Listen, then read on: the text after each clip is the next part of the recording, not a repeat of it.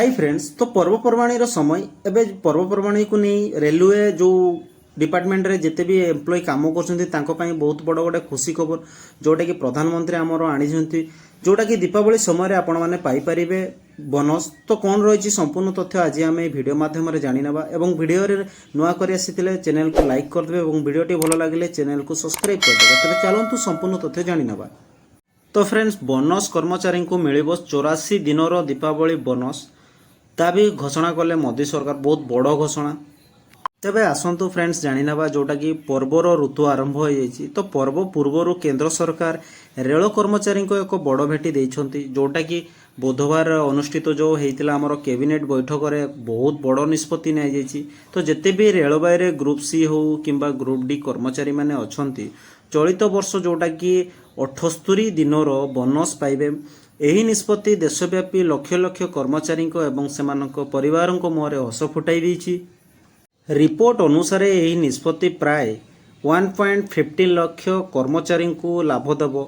Bonus राशि सीधासलख सेमानकर account रे जमा हेबो एवं खूब शीघ्र बंटन आरंभ होबो। यही बोनस विभिन्न वर्ग रेल कर्मचारी को प्रदान कराजिबो। तबे आसंतु जाणीदेवा को कैटेगरी रही जो मैंने पाइबे रेलवाईर जो बोनस टंका जेपरिक ट्रैक रक्षणाबेक्षण लोक पायलट ट्रैक परिचालक guard station master supervisor technician assistant technician appointment एवं मिनिस्ट्रियल स्टाफ एवं अन्यान्य ग्रुप सी कर्मचारी एथिरे उपकृत हेबे। रेलवाई कार्यरत अण ग्रेजुएट कर्मचारी को प्रतिवर्ष बोनस दिया जाइथाय। तेबे विशेषज्ञ माने विश्वास करती जे एपरी उत्सव बोनस आर्थिक नीति उपर सरकार प्रभाव पकाए। कर्मचारी माने बोनस पाइले सेमानकर अधिक खर्च करती जहाँ बजार रे टंका फ्लो वृद्धि करे।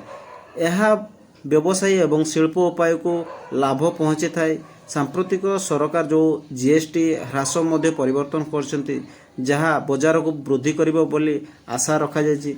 तो जेते भी हमरो रेलवे रो एम्प्लॉय माने अच्छे यहाँ बहुत बड़ गोटे खुशी खबर जोटा कि दीपावली पूर्वर आपण मैंने बोनस टंका पाइबे जोटा कि 78 दिन आपण मैंने बोनस टंका पाइबे।